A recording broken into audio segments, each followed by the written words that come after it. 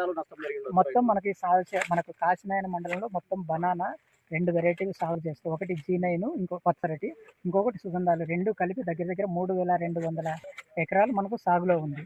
దాదాపు అంతా కూడా మనకు ఫిబ్రవరి, మార్చి, ఏప్రిల్‌లోనే ప్లాంటేషన్ అవుతది. అంటే ఫిబ్రవరి, మార్చి అంటే మనకు 11 నుండి 13 నెలల క్రాప్ వస్తది కాబట్టి ఇప్పుడున్న క్రాపు ఏదర్ హార్వెస్ట్ అన్నా అయిపోయి ఉండాలి. లేదంటే ఇంకొక 15 నుండి 20 రోజుల్లో పంట కోతకొచ్చేదైనా ఉంటది. ఒక నెల అయితే గిన మొత్తం కోతలు కూడా అయిపోయి మళ్ళీ అయిపోద్దనమాట. 3200 ఎకరాలు దాదాపు మనకున్న ప్రకారం 75-80% హార్వెస్ట్ అయిపోయింది దాదాపుగా. ఇప్పుడు ప్రెజెంట్ మార్కెట్ ప్రైస్ వచ్చేసి 12 నుండి 14 రూపాయలు, అంటే టన్ వచ్చేసి 12,000 నుండి 14,000 టన్ను ప్రెజెంట్ మార్కెట్‌లో పలుకుతున్నది. అంటే ఈ వార్ వలన కొంచెం తగ్గినప్పటికీ ఇప్పుడు ప్రెజెంట్ స్టెబిలిటీ ఉందనమాట. ఆ విధంగా చూసుకుంటే ఒక రైతుకి 22,50,000 నుండి 3,00,000 స్ట్రెయిట్ అవే అతను పెట్టుబడి కాకుండా వచ్చే ఇన్‌కమ్‌లో స్ట్రెయిట్ అవే లాస్. ఎన్ని ఎకరాలు? వాటర్ ఏంటంటే కాలువ పైన అయితే ఇబ్బంది కానండి, కాలువ కింద ఉంటే ఏం ప్రాబ్లం. ఇప్పుడు కాలువ కింద నుంచి అన్ని పారుదల ఉంది కదా, అంటే గ్రావిటీ మీదనే కదా ఇదంతా, గ్రావిటీ మీదనే కదా పంపింగ్ ఎక్కువ డ్రిప్ అంతా డ్రిప్ అండి, ఎక్కువ అంతా డ్రిప్.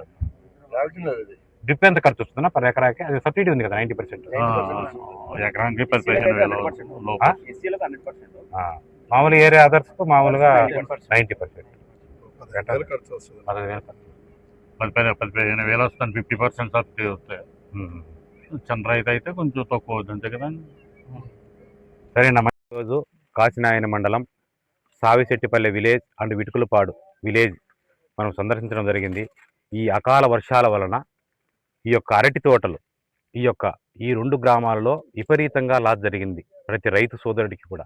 ఈ రోజు ఈ తోటలోకొచ్చి చూస్తూ ఉంటే ఈ అరటి తోటలో దాదాపు 11 నెలలకు పూర్తి అయ్యే తోట, దాదాపు ఇంకొక 15 రోజులు ఉంటే పూర్తిగా ఈ యొక్క పంట రైతుకు 2.5 లక్ష పర్ ఎకరాకు వచ్చే టైంలో ఈ యొక్క అకాలమైన ఈ వర్షాలు, ఈ గాలి వలన చాలా నష్టం జరిగింది. ఇక్కడికి వచ్చి చూస్తూ ఉంటే ఒక రైతుగా నాకు కూడా చాలా బాధ కలుగుతూ ఉంది. ఎందుకంటే ఎంతో కష్టపడి దాదాపు 1.5 lakh పర్ ఎకరాకు ఖర్చు పెట్టి ఈ యొక్క లాస్ట్ మూమెంట్లో ఈ ఒక 15 రోజులకు కటింగ్ వచ్చి చేతికొచ్చే టైంలో ఈ రకంగా జరగడం చాలా బాధాకరం. ఎందుకంటే ఒక రైతుగా ఆ రైతులను చూస్తూ ఉంటే వాళ్ళ మనోవేదన వర్ణనాతీతంగా ఉంది. ఎందుకంటే ఒక్కొక్క రైతు 5 ఎకరాలు అంటే దాదాపు 8 లక్షలు 9 లక్షలు ఖర్చు పెట్టి 20 లక్షలు చేతికొచ్చే టైంలో ఒక్క రూపాయి కూడా రాకుండా ఇట్లా ఈ రకంగా జరగడం ఇది ఒక చాలా దురదృష్టకరం. మనం ఎందుకంటే ఈ ప్రకృతిలో ఈ వైపరీత్యం వల్ల ఇలా జరగడం చాలా బాధాకరంగా ఉంది. ఈ ప్రతి రైతు చూస్తూ ఉంటే కూడా వాళ్ళకు చూస్తూ ఉంటే కూడా వాళ్ళకి సమయానికి డబ్బులు 15 రోజుల్లో వస్తున్న డబ్బులు ఈరోజు పూర్తిగా నాశనం అయిపోయి ఒక్క రూపాయి కూడా చేతికి రాని పరిస్థితి ఉంది. కాబట్టి చాలా ఇబ్బందులతో ఉంది. నేను కూడా వచ్చి చూసిన తర్వాత నాకు చాలా బాధ కలుగుతూ ఉంది. అయినా కూడా ఇప్పుడు హార్టికల్చర్ ఆఫీసర్లతో మాట్లాడడం జరిగింది. అలాగే అగ్రికల్చర్ వాళ్ళతో కూడా మాట్లాడడం జరిగింది. నేను కూడా వచ్చేటప్పుడు కూడా అందరితో పీడీలతో మాట్లాడొచ్చాను. మా బ్యాంక్ తరపున కూడా ఏమైనా సపోర్ట్ చేయగలమా అని నేను మా వాళ్ళతో డిస్కస్ చేసి చేస్తాము. అలాగే ఇప్పుడు వీళ్ళతో హార్టికల్చర్ వాళ్ళతో ఆఫీసర్లతో మాట్లాడినప్పుడు కూడా హెక్టార్కు మనం దాదాపు 35,000 రూపాయలు మనం సబ్సిడీ మనం చేయొచ్చు సార్ అంటున్నారు.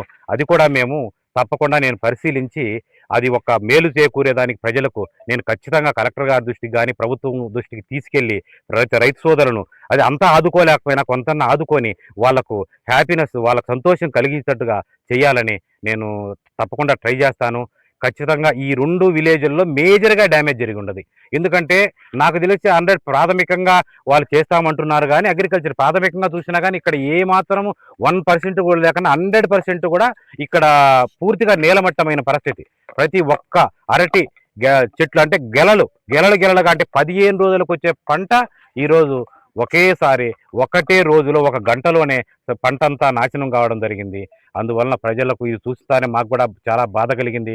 ప్రతి ఒక్క రైతు సోదరుల్ని కూడా మనం ఆదుకునే విధంగా ప్రభుత్వం దృష్టికి తీసుకెళ్ళి వాళ్ళకి న్యాయం చేకూరుస్తానని